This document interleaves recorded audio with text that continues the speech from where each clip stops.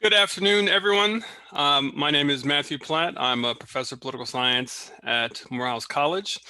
And our panel today is Origins and Impacts of Racial Attitudes, Ideologies, and Movements. So thank you all for coming. We will go, I have no idea, I don't have the program in front of me. So how about we do Davin first, and then we will do the Clark, Lindsay, and Hetherington paper. And I will hand it over to Davin. Thanks, Matthew. Good morning, everyone. I will pull up my slides. Okay, can y'all see the slides? Okay, so let me do a slideshow. So this is a very early project, which much earlier than we thought it would be at this point.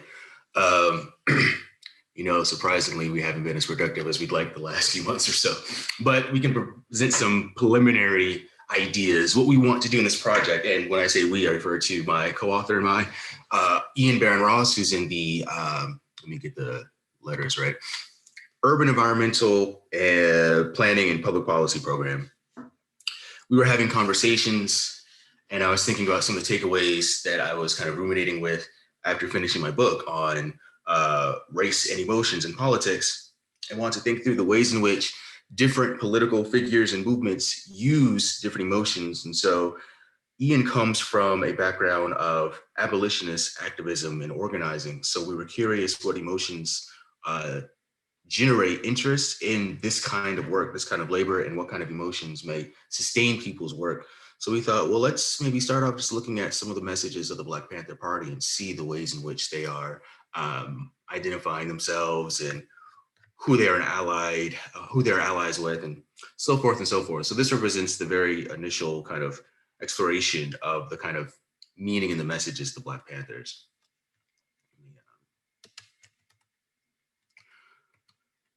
So we want to, we've been engaging in some interpretive and linguistic analyses of messaging from leaders and members of the Black Panther Party. Specifically, we're looking to identify what themes are present, what affective or emotionally evocative content is present in the messaging that defines kind of who they are, the messaging that kind of lays out the terms of their resistance, particularly to kind of racial capitalism and imperialism, and the kind of themes and emotional cues in their cultivation of solidarity with broad sets of people, both within and beyond the United States. So we don't want to just limit this to the Panthers, but try to think through how the Panthers are informed by past movements and how they themselves inform future movements, primarily the movement for Black lives. And so one of the frames we're thinking about using in real kind of meaningful way is Julia Jordan-Zachary's frame of ontology, where she talks about how Black women across generations transform intergenerational trauma to healing through anger. But they don't just use their anger to transform trauma to healing, but to also inform a political practice. So we think that these linkages, not just between the Panthers and other anti-war, anti-imperialist movements across space, but the linkages between the Panthers across movements, liberation and abolitionist movements across time, are probably meaningful. So this initial set of analyses focuses on messages from 5 members of the party, and here they are. And you'll note these first 5 all come from women in the party. We thought we kind of looked at a cross section of members and leaders, but for this first thing, we said, why don't we just look at the women specifically and think about how their messaging relates to their positionality within the movement, pushing against both racist and gendered forms of oppression. And of course, because Julia Jordan-Zachary's ontology frame is used for specifically Black women, that's another reason we can focus initially only on Black women. And also with the kind of key 3 co-founders of the Black Lives Matter movement being women, we can think directly about how the messaging of the Panthers might haunt or inform, guide their work. And so this is, let me get my own image out of the way. There we go. This is a figure representing the themes that we identified from this set of messaging from these 5 women. And so we identified within the big 5 themes here, the kind of idea clusters that get manifest within these themes. And also across the arrows, we show the kind of concrete linkages from one of these themes to another. So you got kind of defining who and what the movement or party is, identifying groups and people with which the party is aligned under solidarity, placing the movement within space and time. I think we'll focus specifically on time here. Identifying what we're going to do as a party to advance our interests, but also what we're not going to do, and then defining who and what we oppose.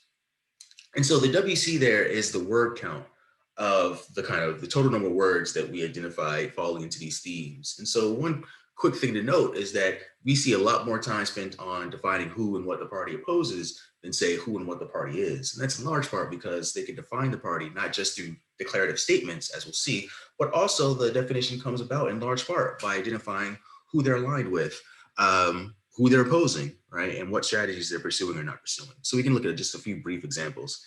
And then these are going to be mostly focused on the kind of content, the theme. We still have a ways to go with kind of breaking down the affective cues. We ran some linguistic analyses of these messages by theme using the linguistic inquiry word count. And so we have some interesting, but still not quite legible numbers about like the percentage of words across these themes, right, that fall into the category of like angry or sad. We also have some interesting findings about the percentage of words in each category that are future focused versus past focused, but we won't really dwell on that. We'll just think about the messages themselves. So first, thinking about who and what we are, we see that the Panthers are in part, as they're declaring who and what they stand for, redefining ideas of Blackness and identifying themselves as an antithesis to these dominant ideologies that are harmful. So for instance, Connie Matthews says, very straightforward, you know that the Panther Party started off and we said we understood this was a class struggle. And so that can be really instrumental, right? To the extent that the Black Panther Party is read or legible as this racial liberation movement, they have a very kind of broad-based intersection of race and class that's defining themselves as a movement. We also see this kind of redefining of Blackness, not defining Blackness around shared cultural norms and cultural markers, but actually as the struggle.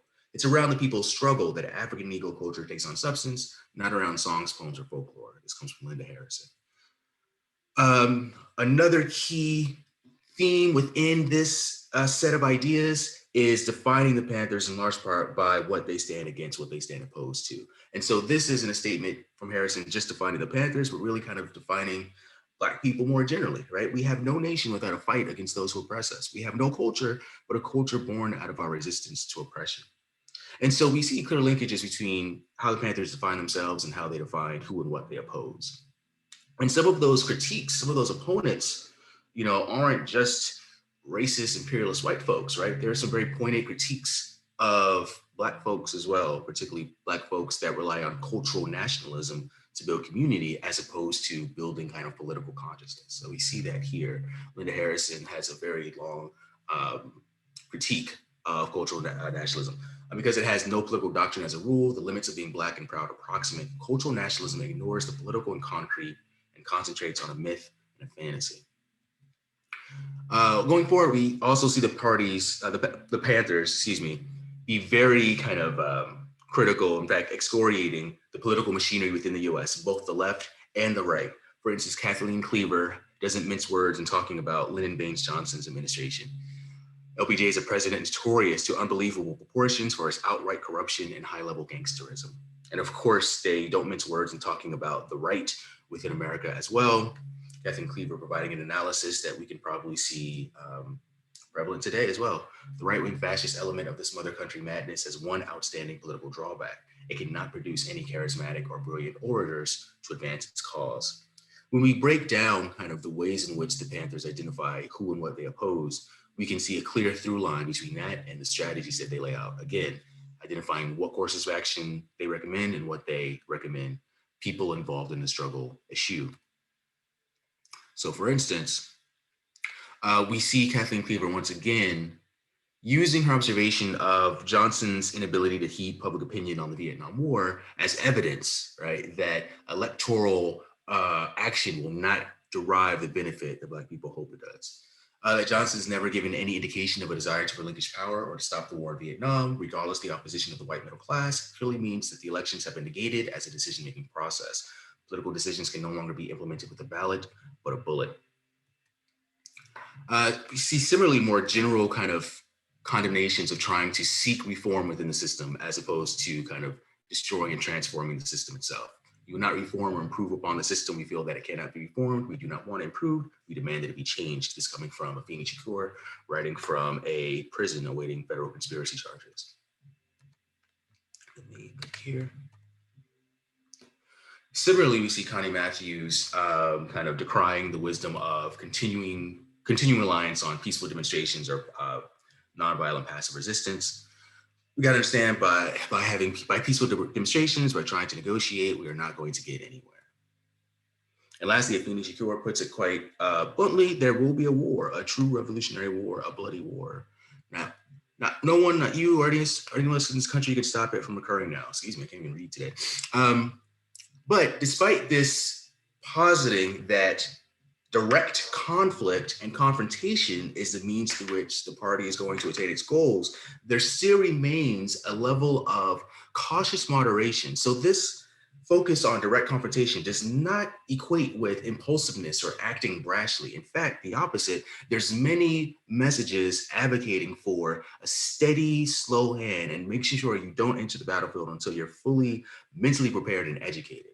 So you see that, here. Before you go into communities and propagate the wrong ideology, arm yourselves with the right ideology. Understand what the struggle is about. Stay oppressed against the oppressor. This is Connie Matthews speaking to college students at an anti-war demonstration at San Jose State. She says, before you get out there, make sure you know what's what. Similarly, Matthews goes on to say, we're not going to start the revolution. It's when you people are educated fully that this thing is going to have to happen. What I'm trying to say is educate yourselves, in turn, educate your people, the people in the communities.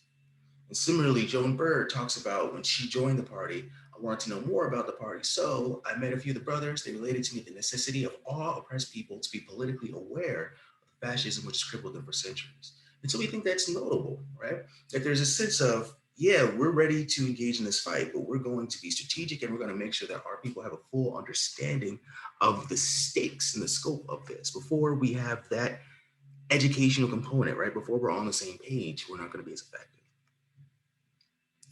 And so thinking about not just being educated on what the ideology is and what the ideologies that we're opposing, that also opens the door to think about whom we're aligned with in this struggle. And so we see some clear identification of folks, right? So we have Connie Matthews showing, right, this is an international alliance, right? That we have to understand the importance and necessity of building bonds that kind of transcend typical national borders. We have to understand that the struggle at this moment is a world struggle. It's a world proletarian struggle, two things, the oppressed versus the oppressor.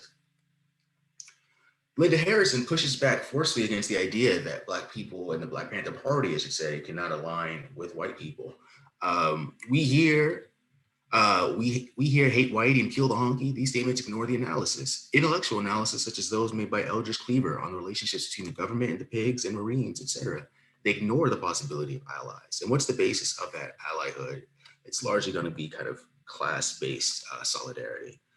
Linda Harrison, this is a bit of a long one, but I'll kind of highlight what the takeaway is, right? So Linda Harrison here is recounting what we talked about earlier in defining the movement, not just as people united by kind of cultural norms and traditions, but people united in the struggle. She says, we don't have to share cultural ties or even language ties or any of that in order to be united, right? What unites us is this common oppressive enemy, and that creates a common culture, right? So solidarity with the revolutionary people all over the world has brought about a common culture to people who know nothing of each other except they suffer under similar systems of exploitation, degradation, and racism.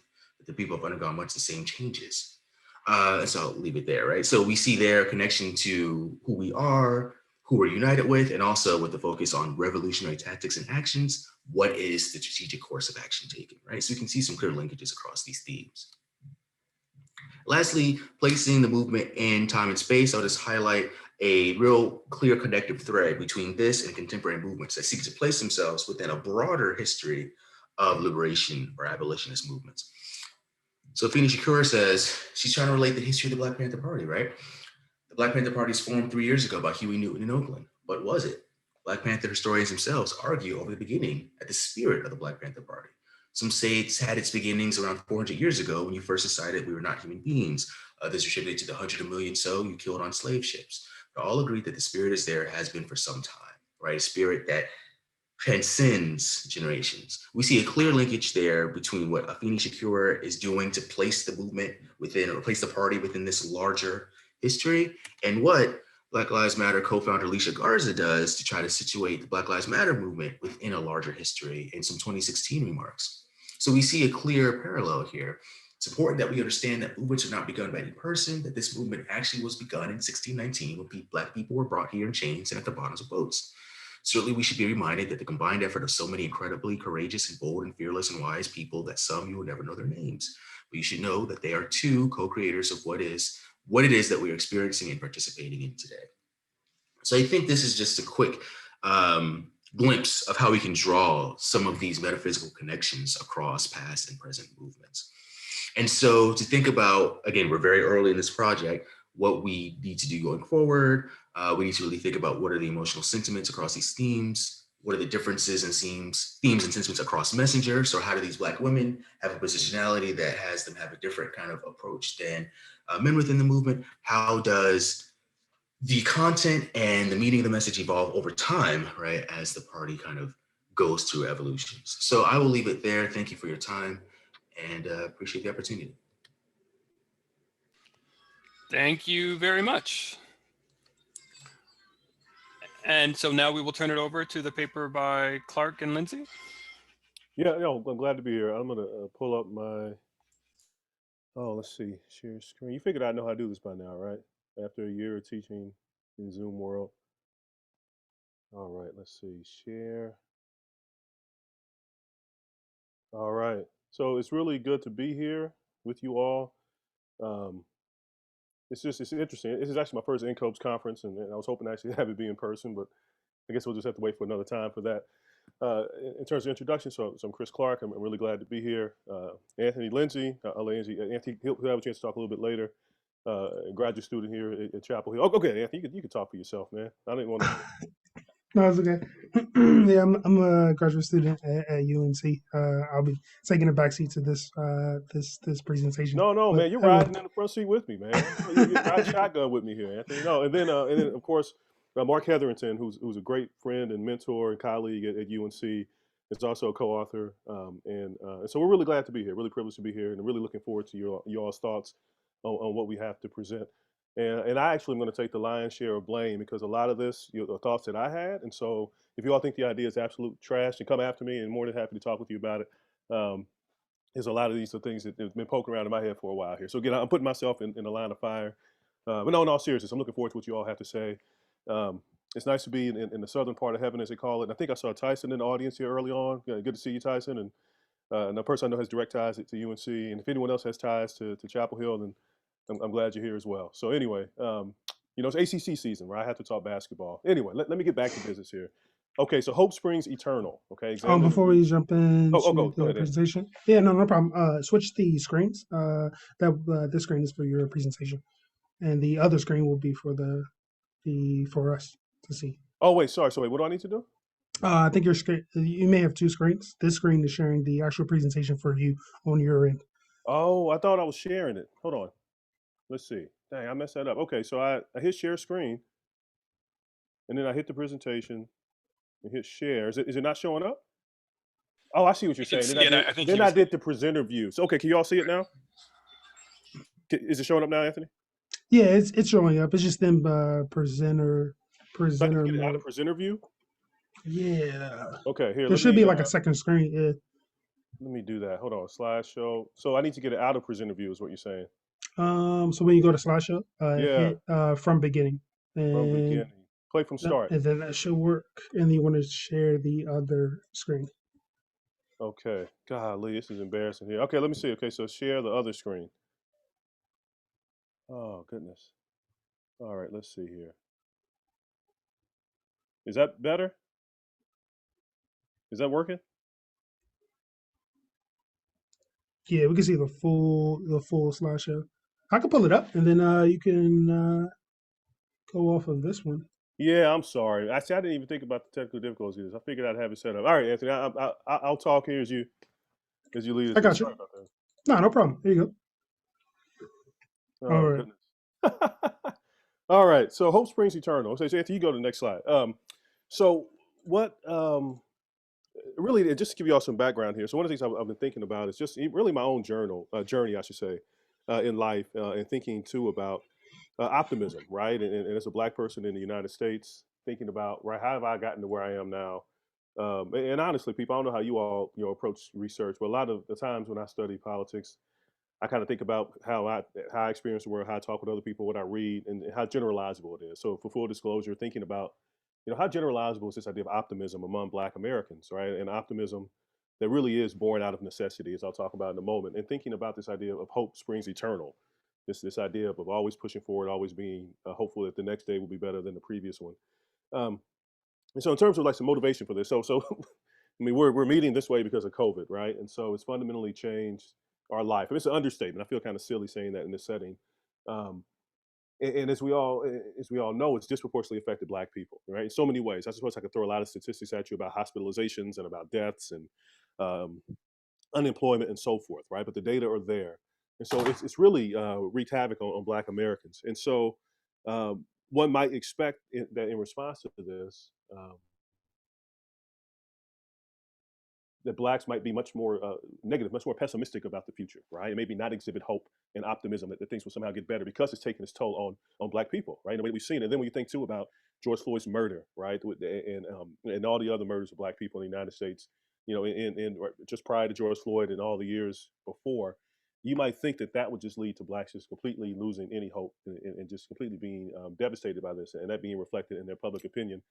But what idea I had, and I'm really curious what you all think about it, is we expect that the experience of Black people in the U.S., both historically and today, and some of that, Davin, you were touching on as well in terms of that collective struggle. So I really appreciated what you had to say in your presentation, may actually allow for a reservoir of hope, all right, and allow for Blacks to actually be more optimistic and exhibit greater overall mental health as compared to non-Blacks. So in the midst of this global pandemic, Anthony, you go to the next slide.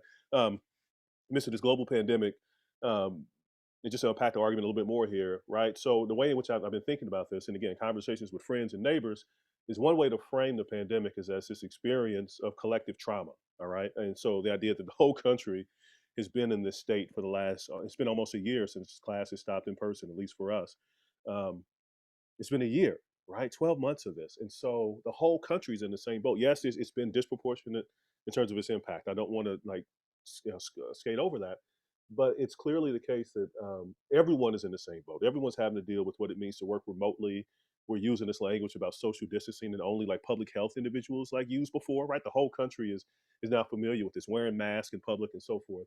Um, and one of the things that we're struck by is that in many ways, one could describe the experience of Black people in the U.S. as one of collective trauma. All right, and so um, goodness, I mean, some of the things that Davin and his co-author talked about in their presentation, but think about everything from Middle Passage, all right, to the Civil War, which depending on where you are, well, we're being recorded. But I'll be frank with you all. In in the South, sometimes it's called the war between the states or the war of Northern aggression. Okay, maybe some of y'all had Southern ties. I'm preaching to the choir, but anyway, what I'll call the Civil War for our purposes, all right, which the root of it was slavery, all right, the status of Black people. And then the all too brief period of Reconstruction. Again, we do a lot of this in the paper. We unpack a lot of it, but the point is to make the point that the experience of Black people has been a very difficult one and one that could be seen as through the lens of collective trauma. Okay, and then really briefly here, and this is a key point. And again, I want to give Marc Hetherington a lot of credit here in terms of pushing us this direction. Is really approaching this from the perspective of, and as many of us know, based on Haynes's great book in 1985 on Black political behavior, and then of course Link Fate, Michael Dawson, 94, Behind the Mule. Thinking about, and then Catherine Tate, there's so many Black people, so many scholars. I don't want to leave anyone out, right? But I do want to give Tate a shout out here as well. Thinking about the Black experience is one based off of group identity. So let me unpack that a bit more. I don't love that language. I just sort of put that there as a placeholder. It really has to do with organizations. So one of the things I'm really struck by in Haynes's book, in his 85 book, is this idea of socioeconomic status doesn't matter so much for explaining Black political behavior as much as organizations, as much as systems, right? Can you register to vote? Do you have access to the franchise? Things like that. All right, the idea of linked faith, that how you think about your own life outcomes is tied more to how the group is doing as opposed to how an individual is doing, is how I think about linked faith, right? And in Tate's work, um, I'm thinking in particular about from protest to politics, I should say, talk about the importance of of race consciousness for understanding Black political behavior. So that's so much what we're leaning on. It's very much thinking about the experience of Black people from this sort of group perspective, right? That's our entry point into the conversation in terms of thinking about Blacks in that way. And I'm happy to talk more about that in the QA if y'all have questions. But anyway, that's sort of what I see as like the pivot point here, which is to say, look, we know that the pandemic has harmed Black people. And yet, because of this experience of collective trauma, because of the Black experience in the US, we assert that the adjustment to pandemic life, the adjustment to the pandemic has been greater for non-Blacks. So again, I am by no means trying to play the oppression Olympics. I try to avoid it whenever I can, right?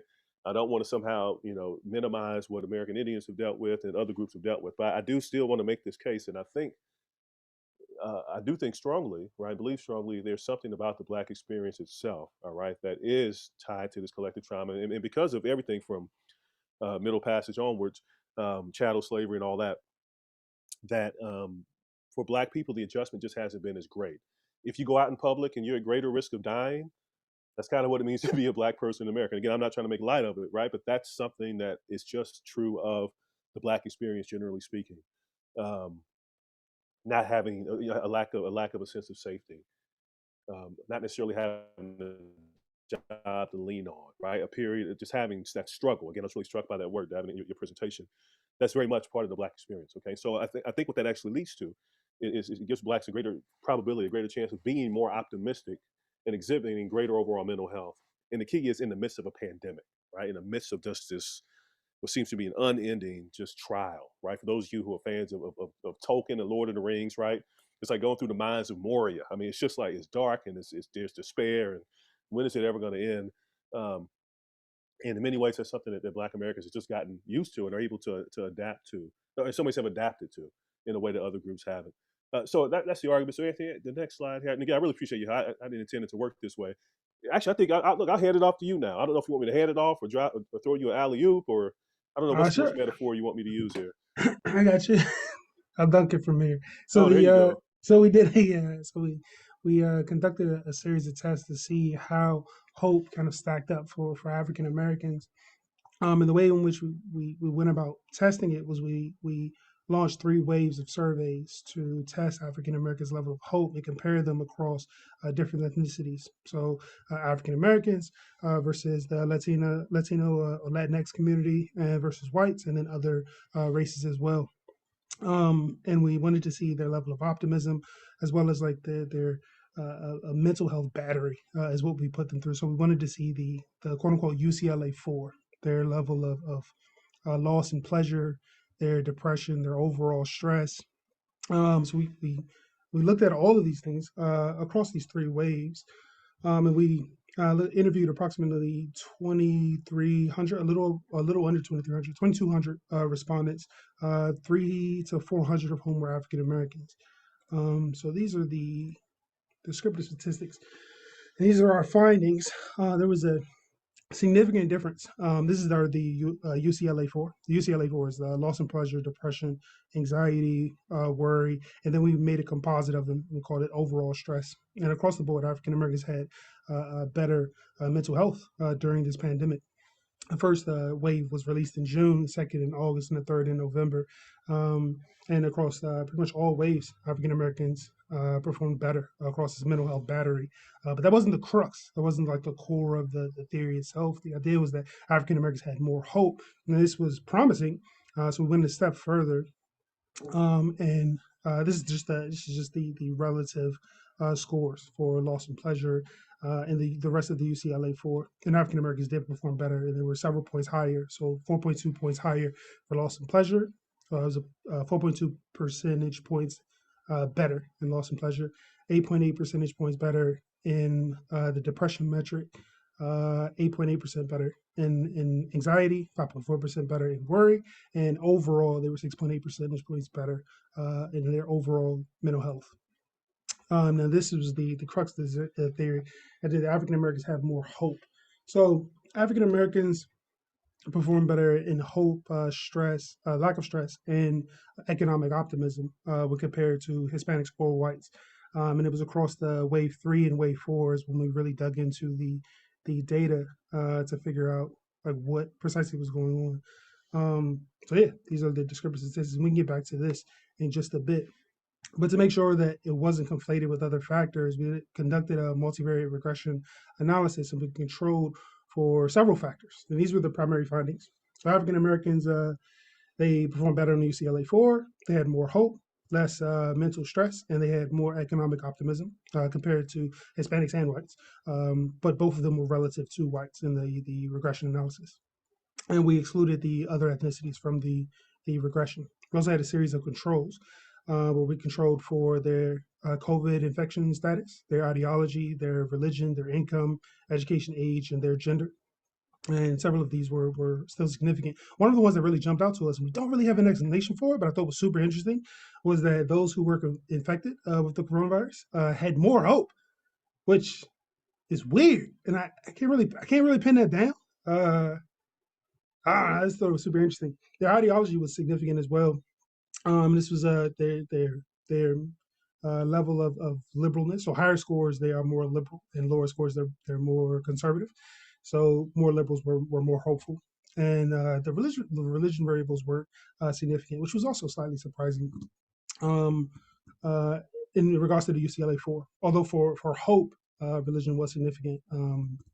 For Christians had higher levels of hope. Jews also had higher levels of hope, but that was a little odd as well, because when I hit it with other variables, other factors, in many other tests, the Jewish variable kind of flipped signs across different regressions. So I don't really know about the Jewish community, but for Christians they were more hopeful, and of course income is always significant. And then the education, their level of education, higher levels of education, they were less hopeful, which is also extraordinarily interesting. So yeah, those were the main ones. And then these are just the observations and controls. And the next slide. So we had 2,200 total respondents, 300 to 400 of whom were African Americans across all waves. And that is the R squared and the adjusted R squared for the variables. And I'll kick it back over to Chris. I'll throw the ball back up for Chris. And, Anthony, had it been 10 years ago, I might have been able to catch it with one hand and dunk it, and now I'll just pop an Achilles. So it has to be a backdoor give and go, and I'll lay it up with the left hand. All right. So now what we're going to talk is a little bit more about what the paper actually itself was about when we presented it, right, as an abstract. And that has to do with, okay, we've been able to find some evidence that blacks are more optimistic, more hopeful, right, more resilient in terms of mental health compared to those who aren't black. But then the question, of course, is, well, why? Well, what's going on, right? We know that blacks aren't a monolith, so what might be going on to help us understand why some blacks are more optimistic than others, all right? And so there are a couple of variables we're going to look at here. The first is economic ascension, and the second is racial connectedness, okay? And so it's right there in terms of how it's coded, right? But the idea here is if you feel like you're doing better financially this year than you were a year ago, then the idea is that you've achieved your economic status has improved. So you might think, oh, well, this gets at maybe a question of sort of upward mobility more broadly, right? How did you grow up, and then where do you live now? But this actually is more tied. It's more of a short-term view of economic ascension. We have questions about social mobility or upward mobility that we'd like to dig into on after this conference, and I'm happy to talk more about that in the Q&A.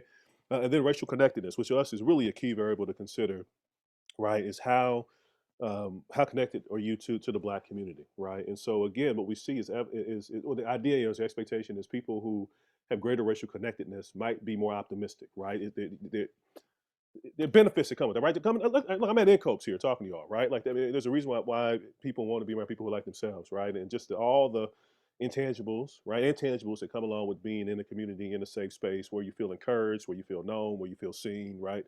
So that sense of connectedness in particular in terms of racial identity. So those are the two sort of main variables we had in mind and arguments tied to them to really look at this question of what explains hope or optimism, I should say, among black people. So I don't know if there's more talking for me, Anthony. What's the next slide here? Oh, look, more findings. So I'll bring it back. No problem. So when we wanted to pin down the origins of Black hope, we obviously wanted to test economic ascension or the increase in economic status from year over year. We also wanted to test racial connectedness. We wanted to hit them with the same level of scrutiny or the same factors that we did in the previous analyses. So we tested it. And we control for ideology and their religion and their income, education, age, and the standard set of factors. So we'll zoom in just a bit on the primary findings. So the economic ascension. So if their economic status improved from the previous year, they were significantly more hopeful across the board. And this was the first model. Obviously, it was the naive model, so just the economic ascension model. The second one included just economic ascension and racial connectedness. And then the third model, we introduced all variables except age and gender. And then in the final model, we introduced all of the potentially confounding factors, and we found that the economic ascension and racial connectedness were significant across the board. Zooming on the controls, so ideology was significant, and those who were more liberal, lower levels of hope. And then these are all the controls that we went over in the previous model, but economic ascension and racial connectedness were significant. These are the number of observations. In this test, we only observed the African American sample because we wanted to pin down African American hope in particular. So yeah, there's 300 respondents. So this is the conclusion. And again, I think I'll do another bounce pass. Yeah. Oh, I like that. That's old Yeah, school. there How you about go. the old chest Yeah, pass? There you go. Good old fundamental basketball. I know we're overdoing the basketball metaphor, people, but we're in North Carolina, so I hope you're forgiving. Okay. So key takeaway points compared to non-blacks, we see blacks exhibiting greater overall mental health and optimism. So that in particular, we're talking about the UCLA 4. Right? That's what we're talking about with the mental health in terms of loss of pleasure and anxiety and so forth. And then I know optimism, right, and hope we kind of use interchangeably. We recognize that. We know that we have different variables for them in terms of economic optimism versus hope. But here I thought I'd just say optimism more broadly for the sake of parsimony and what have you. And then lastly, as Anthony just talked about briefly, we have some evidence that racial connectedness and economic ascension help us understand optimism among blacks. Um, and we also know there are more variables we can consider, more ideas we can consider as well. I think in particular, maybe thinking a little bit more about maybe some mediation analyses and so forth, and just ways to really think about how religion might be a key factor as well, just given what we know about the centrality of religion in terms of the experience of Black people in the U.S. And so we are at the early stages here and really are looking forward to what you all have to say. So one last thing before we're done. Another key question as well, and given that this is political science, right? Thinking more politically. So again, we like what we're doing. We're happy with it. We like the direction it's going. It is encouraging to see that, right, blacks are more hopeful than other groups. And I think a real question becomes, okay, what does this mean politically? What are some political consequences of that? At least that's the way I think about it. And so Ojeda in 2015, actually Christopher Ojeda has a number of papers that looks at how mental health, things like depression and health overall, impact political engagement.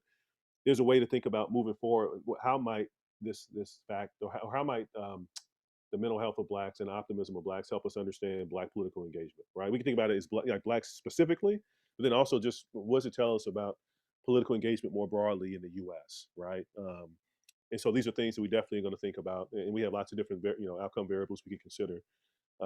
And so again, we're very, very excited to be here and to be able to present our work, and we're looking forward to what you all have to say. All right, thank you very much. So I will have some relatively brief discussant comments, and then we will open it up for full discussion. So,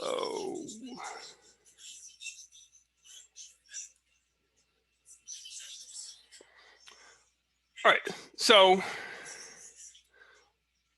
I would say the broad kind of connection between the papers today is that they're kind of asking this sort of the giant question that they're getting at is one of the central questions that I think Christopher pointed out from Haynes in 1985 in Walton, Invisible Politics, right, is what is the relationship between context and Black attitudes? And they're approaching it from, I think, very different and interesting ways, but they still touch on this kind of fundamental question of Black politics. And so that's, I think, the broader backdrop that this conversation should take place within. Turning more specifically to the Clark, Lindsay, and Hetherington paper. So what I took as the kind of the core argument is that the Black Americans' history has created a level of resilience, and that we still see kind of the residuals of that resilience today, specifically focused on the current pandemic. But what I took from the broader argument is that it's not just a pandemic phenomena, I think is what you are arguing, is that we would see this in broader context as well, and that there is a level of hope and optimism that might have broader applicability and power throughout Black politics. The questions that I had was is this optimism new? So part of me thinks that maybe it is, and that I think about some of the work from maybe kind of the 70s and 80s was focused much more on this kind of lack of connection that Black people had to the system, and these kind of very kind of real questions about legitimacy of the system. And Black politics and participation was driven by that kind of antipathy in some sense. And so I'm wondering, is this a new potential force? And if so, what drove that change? And so I would just like to see if it's possible, are there ways that this has perhaps been measured, perhaps even in other disciplines, over a longer period of time, to see if that kind of optimism and hope is a response to something, or if it's kind of always been an underlying component of the way we think about Black attitudes. And then second, you touched on it in your conclusion. So when I was reading this, I was like, this is interesting. I'm interested. I'm on board, but I don't know if this is political science. And so it's good to see that you're already thinking in terms of how to take these ideas and connect them back to something that more tightly is connected to kind of notions of power or policy making or politics. And so I can leave that there because it's clear that you guys are already on that path. For the Phoenix and Ross paper, one of the things I took away from it, and I'm not, it came out a little less in the presentation, so I might be reading the wrong thing. I might be reading too much into this. But what I took away was part of the idea is that when we think about Black movements, particularly a movement like the Black Panther Party, that they are portrayed as somewhat kind of hysterical. But when you look at what they actually say, it's far more systematic in their approach to politics. That we think about the style and the guns and all of this, and assume that it's also just a flash in the pan kind of thought process. But that when you look at their actual rhetoric and their words, it's something more than that. So I thought that was an interesting thing to pull out of that. And then I don't have a whole lot to say about the 5 key themes that emerge, except for when I get to the bottom question at the end of, is the idea that these 5 themes will apply and be the foundation of some broader framework, or are they, how are they situated? Is it something that we could go to other Black movements and we could classify them in these 5 areas as well? Or I just would like to hear more about how the themes extend beyond this paper, or if the work is just to say, here are the things that are happening with the Black Panther Party. That could be enough. I'm just that's the question. And then the other question that I came out of this is what is the connection between these emotional cues and the kind of actual attitudes and behaviors of rank and file Black people themselves? So one of the strands that I took away from the paper was perhaps saying that it's important to study these the cues from the speeches, because those are then the things that people who participate in the movement will then pick up on, and tying that in with your own work and others who are talking about emotions and political activity, and that's the link. And so I'm wondering, do I have that linkage correct, or did I miss something in that string? So wrapping it up with kind of larger questions, what I take away from both of these is this question of kind of how do culture, how does symbolism, how do these shape the emotional underpinnings of Black politics? And then more normatively, what should those emotional underpinnings be? So something that the Phoenix paper says that I thought was very kind of intriguing was its review of the literature and talking about how movements that are in opposition to the system are able to make more use out of anger as an emotion, whereas those that are driven by incremental change are better situated to the kind of hope and optimism that the Clark, Lindsay, and Hetherington paper are talking about. And so then it raises the question for us as kind of a strategy of Black politics is, should we, or should activists, should leaders be focusing more on hope, or should they be focusing more on anger in terms of the ends that we want to achieve? So I will leave it there. I'll give you guys, if you wanted to touch briefly on anything that I've said, I'll give you a few minutes to do that, and then we can open it up to questions. Just really briefly here, Matt. Oh, Anthony, go ahead. You were going to talk. Go ahead. Yeah, I was just jumping in really quick. So on the idea of where is the politics, like the political science in it, there's so we did find a couple of really cool findings. One was that the African Americans did not feel as represented in government compared to the other races, and they didn't think that America's economic recovery or overall recovery after COVID would go smoothly. Which was really interesting because they were so optimistic about themselves and about their own family and their economic future, and hopeful and optimistic and like across the board. But when it came to like America's recovery or America's ascension, they were much less optimistic. And I thought that was like super interesting because we also found that they also felt that they were less represented in government. Um, and I think there's something there where I think that is the American dream, where it's like you're not so focused on America's overall health so much as your own, and you are really hopeful in your own, and so you are still pursuing your own ascension, even if you're not being represented. You don't think the country's going to do well. You're faced with a ton of adversity, and you're still like pursuing this American dream. And I think that's where Chris like started out the project, like focused on was like who's pursuing this? Are we still pursuing this American dream, even though it's getting pulled further and further away from us? Yeah, yeah, great points, Anthony. Just really quickly, man, I really appreciate your points. The one thing I'm struck by, I love your question about is optimism new, and I think moving forward, and we'll talk with Anthony obviously about this, and Marc as well. We all going to come together and wrestle with the questions you asked. But if we could maybe find on the GSS or some older survey, right? Maybe even like one of the National Black Politics surveys, or maybe one of the AENSs from back in the day, right, in the '80s or something. Do some digging to see if there's any question about optimism we can take advantage of. Because I think you're exactly right. The one thing that I'm struck by is I think COVID has revealed so much, and I think of it as COVID is giving us a chance to assess like Black optimism relative to other groups. But I totally agree with you that if we could somehow get like survey data from earlier times, especially boy, things were bleak in the '70s and '80s, right? Like all those questions, all those studies about isolation, so was it social isolation theory? I mean, there's so many theories out there that really was pretty depressing about the state of Black political engagement, and a lot has changed, right, in that period of time. So thank you for those points. They're well taken. Well taken.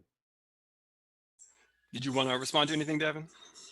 Sure, no, just to thank you for those comments. I think that to respond super briefly, kind of the themes and how well they travel, I do suspect that those themes will broadly travel both across different sets of people within the movement and also across other movements. But I think what's really interesting is how people within those themes come to different conclusions or interpretations, right, of what the movement is or who it's aligned against or what the strategies are. So we want to kind of contextualize why those differences within even the party itself are traced to maybe the positionalities or identities of folks or how they're coming to different understandings of the party as it kind of matriculates and goes on. And I think the question about linking what are the emotional cues to rank and file people is one I simply haven't given enough thought to, but I think that's really fertile ground to consider. Even if that, I think that'll be a worthwhile challenge for us to consider. And I'll just super quickly say for Chris and Anthony,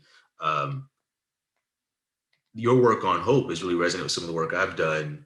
And there's a project I did that came out this past year or this year, where I look at like hope over specific policies. And I find African Americans are more likely than white folks to feel hopeful about those potential prospective policy opportunities, and that hope is more mobilizing for them. So the question of politics, I think there is politics, and I bet you will have some really interesting linkages between that general wellspring of optimism and people's political engagement.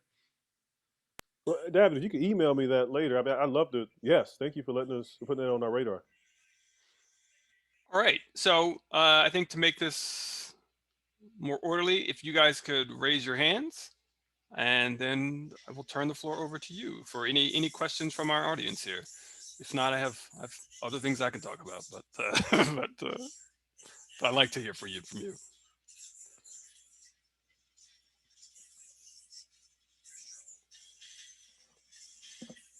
All right, well, then I will start us off then. So Davin, when I looked at the names of the people who were speaking, I wondered, were they all West Coast Panthers? And if so, do you think that that context also feeds into some of the things that you were finding? So specifically, I was thinking in terms of the opposition and their kind of attack on cultural nationalism. And I thought, is that part of kind of the West Coast Panthers' opposition to the US movement and Karenga? And is there kind of personal rivalry and beef happening there more so than, political statements. No, I think that's really good. I think that's something we can grapple with more, how kind of where you're at, even geographically, can inform your approach to who you are and who you oppose. I like that a lot. I'll file that away. Yes, Michael.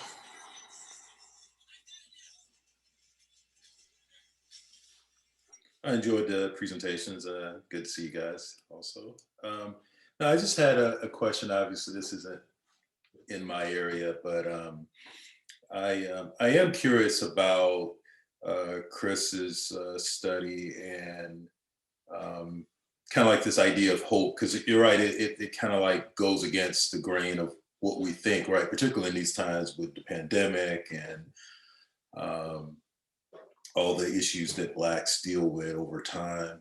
But I'm wondering, kind of, I was thinking of Davin's previous work on anger and how he says how it operates differently. And so I'm just curious to hear kind of interplay between you two guys in terms of how your findings, I mean, it seems like it kind of complements what Davin found in terms of anger doesn't necessarily work in terms of traditional politics, but it does work in terms of protest activities. And so I'm just wondering if you could speculate on how that would play out in terms of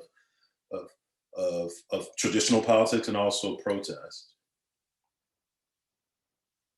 No, Michael, good to see you, man. Nice to see you alive and well. Hey, what, you think I was gonna be dead? I'm just saying it's been a long year. I'm not calling you out. Oh man, you ain't that old. I'm not calling you old. It's just been a year, Mike. I'm saying it's good to see you, man. That's all. I knew I said good to see you, and look at Tyson laughing. It's good to see you. Anyway, I appreciate your question, Davin. Your book is on my reading list, so I haven't had a chance to engage with it, but I'm familiar with it. I get emails from it's Cambridge, right? Is it Cambridge book?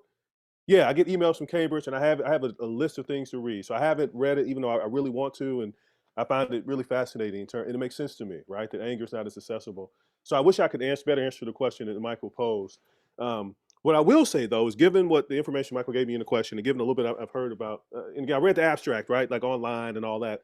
What I'm struck by, and this is something that we write a lot in the paper, is that I think this optimism is born out of necessity. So I don't know if this is kind of what you had in mind, Michael, Davin, and these are thoughts you've conveyed elsewhere, but the idea is like it's almost like you have no choice but to be optimistic or hopeful, because what's the alternative, right? I mean, I guess there are alternatives, but they're not necessarily the most viable. And so a lot of what I'm thinking about is it's encouraging to see the Blacks more optimistic and hopeful, but I think it's because you almost have to be, right? Like it's just a way that you have to adapt to systemic racism and oppression and unemployment rates being greater and all the sort of things that are true of the Black experience. And so that makes a lot of sense to me. Mike, I appreciate what you're saying, that it does fit into this broader picture of how do emotions matter in politics. And Matthew, you got at that as well. Hope is one that's safe for Black people to rely on, right, and lean on. And maybe anger is just not as accessible in that way. So I definitely have to read your book, Davin. Look forward to looking at it. And thinking more about linking, right, our project to the broader stuff that Antoine does, right, the emotions of politics more broadly, that whole literature. So we have that on our to-do list, and I'll be sure to write that down.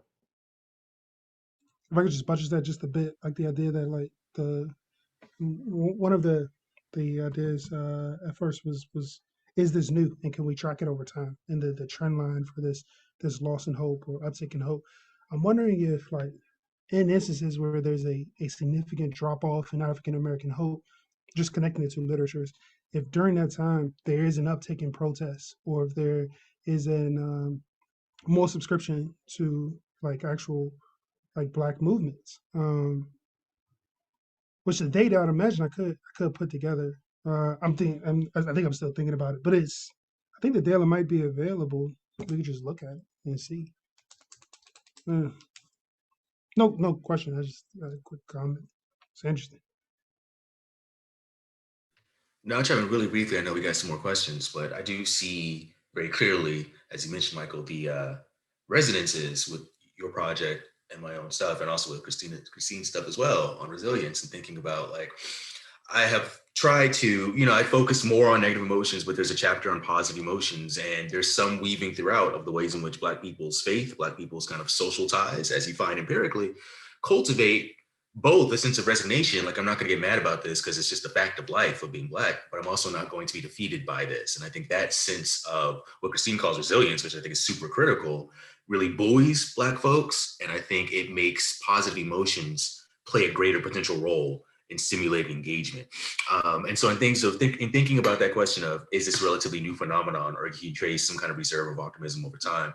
One thing I saw playing around with ANES going back, right, many years, is that Black folks tend to, I forget what the question is. I think it's something about like related to economics, like not like where you're at, but prospectively, do you think things will get better in the year ahead? Something like that.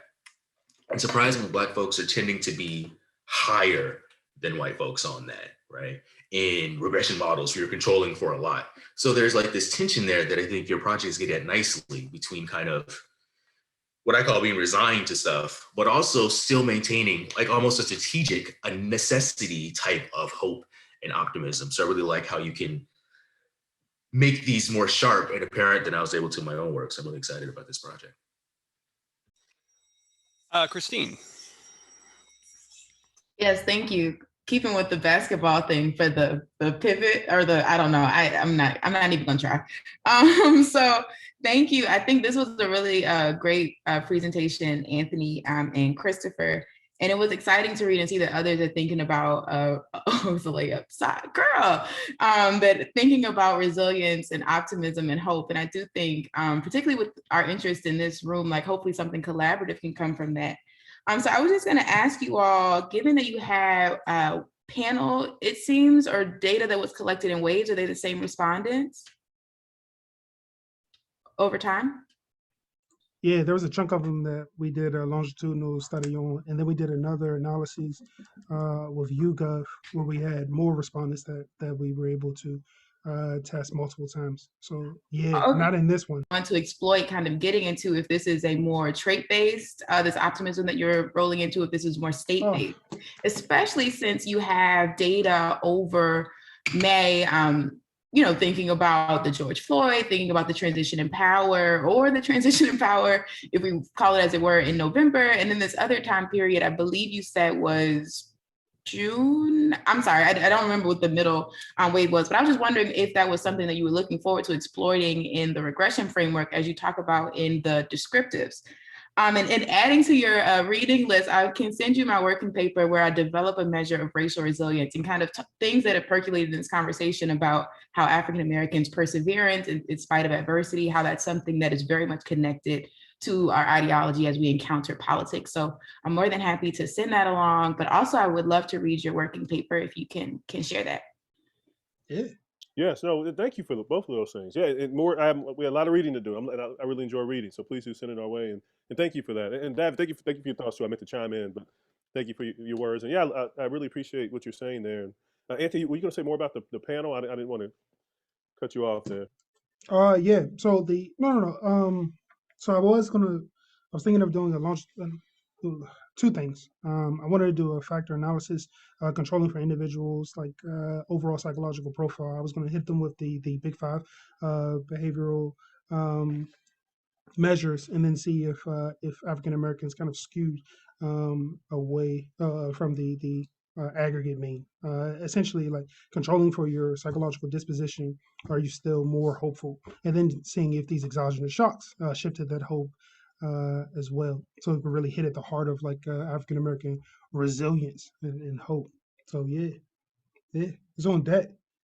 But I think if I write another line of code, I think my computer might crash.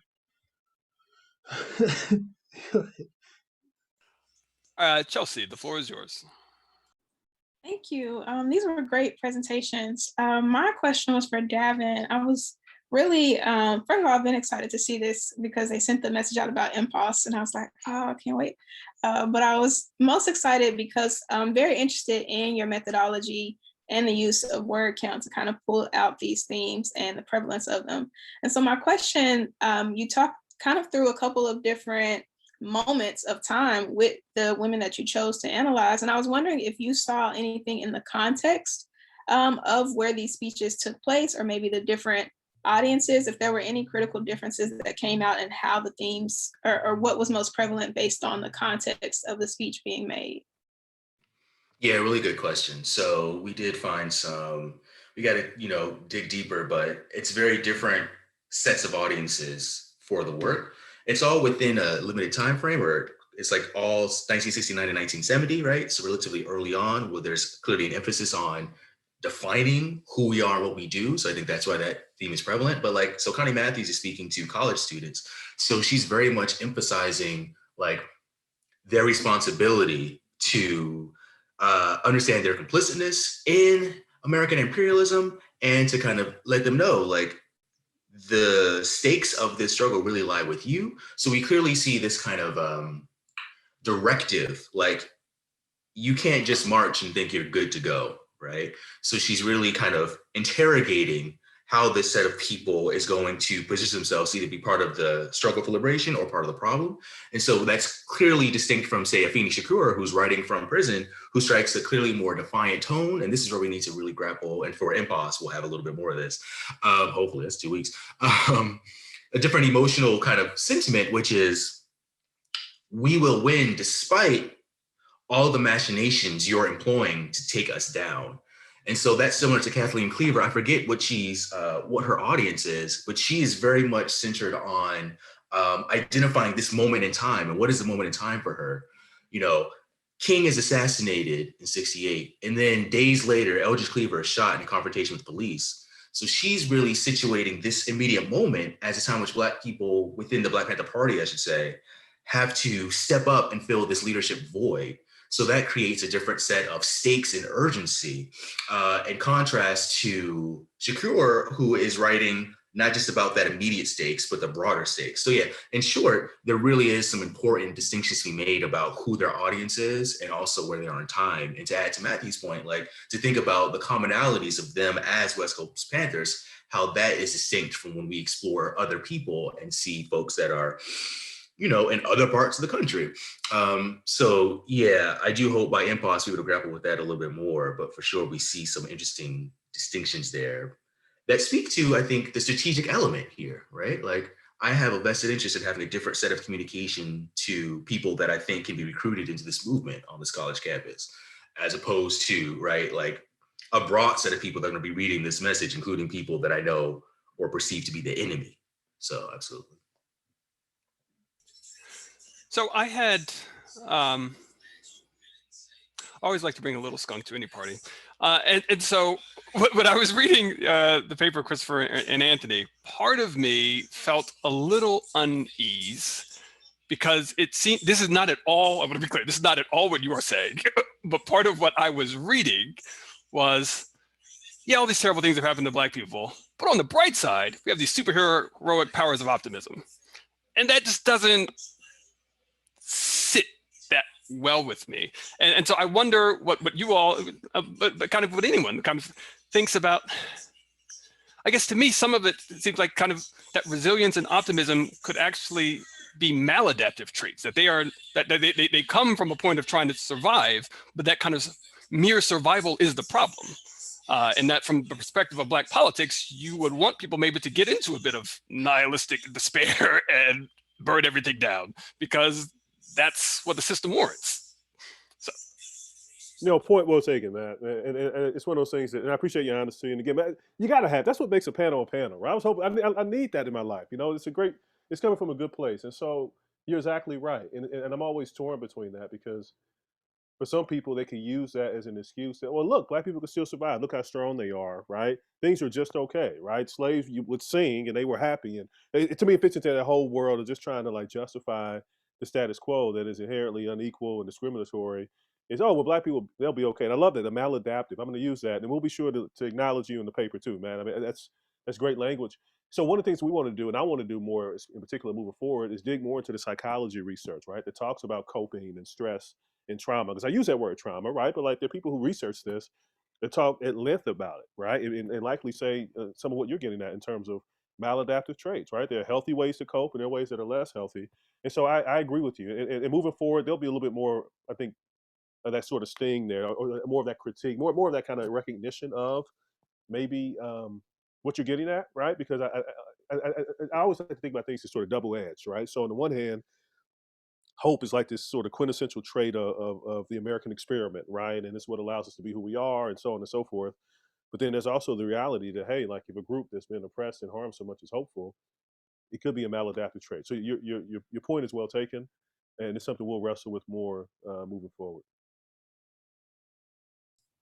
Matthew, if I could chime in, one way that I've thought about this in my dissertation research is particularly if we compare kind of the experiences of African Americans to other groups in other contexts. So if we think about post-Soviet transition, how some groups kind of just went into despair, right? We don't see resurgence, we don't see survival, we don't see any type of engagement within the system at all. So rather than kind of embracing these politics of nihilism, to say that, oh, African Americans are, this is a maladaptive trait because they have the capacity to persevere.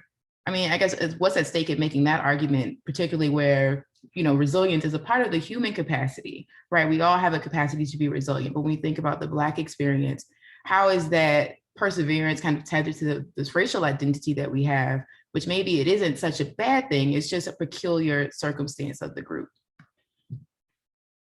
Okay, so I'm in international relations, so like this sounds like a lot of fun. You could compare the African American struggle here and their psychological profile and their level of hope and optimism and their pursuit of the American dream, and conduct the same series of tests, or look at other surveys that were done on Palestinians in Israel. We can do the same thing for people in the Democratic Republic of Congo, people in South Sudan. We can do the same thing for Ukrainians near Russia, just to see like how do they stack up. Like does the state's level of oppression actually change their level of hope? Is the African American optimism about their self unique?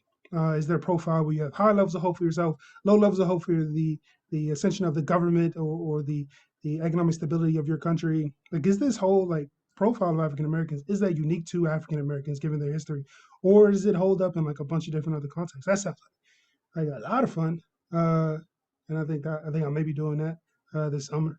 So yeah, that sounds good.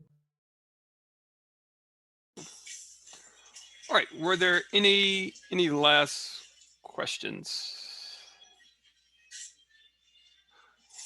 To our panelists, would you like to make any kind of closing statements to wrap anything up? I just want to thank everyone for being here. Thank you for your comments, Matthew, as a discussion, and thank you all for your questions and feedback. Look forward to seeing many of you in different circles, maybe post-COVID. And yeah, it was a real honor to be here. So thank you all. Likewise, thank you everyone, Matthew in particular, for the comments, the questions, and hoping that we can continue these exchanges and maybe think about exchanging papers and ideas and maybe building something together. All right, and I want to thank everyone who participated. This was, I thought this turned out great, and I really appreciate the level of work that our presenters put into their presentations and their papers, and the quality of research we've seen here, and the engagement from you all as an audience, and great questions. And I think we just had a great kind of NCOBPS discussion. And so thank you all, and perhaps I'll see you virtually throughout the rest of the conference.